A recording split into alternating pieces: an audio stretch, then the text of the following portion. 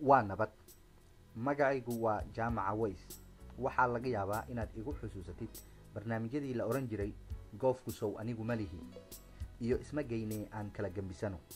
Maanta waxaan idin wadaa mid la magac baxay Guur aan ka la'aado. Gabayaagii weynaa ee Aw Yuusuf Barre ayaa wuxuu beri tiriyay gabay uu ugu magac daray Guur aan ka la'aado, isagoo markaasi tilmaan uga bixinayay raggii waagaas sida ay u dooran lahaayeen dumarka. Gabaygu wuu dheeraa, waxyaabaha ugu muhiimsan waxaa ka mid ahaa sixahan soo socda: guduud looma raaco haween, gabalba waa cayne, bidhaan gebi ka lalaada waa lagu gulaalumaayo, isu gaadhay gabadha tiraa meel unbaa go'ane. Gabaygiisu marna ma uusan ku sheegin in gabdhaha aad guursanayso aad u guursato ama uga harto qabiil dartii.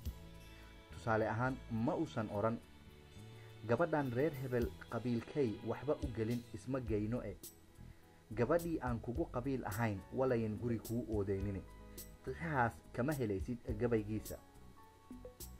Haddaba Soomaalida maanta meel walba ha joogeen waxay nasiib u yeesheen website loogu talagalay guurdoonka. Websitekaas oo la magac baxay raaliya.com. Marka soo ma oran karno gayaankay haddaan raaliya.com ka guursanayn guur aan ka la'aado? Dabcan jawaabtu waa haa. Waa Jaamaca Ways oo idin leh balanteenu waa raaliya.com.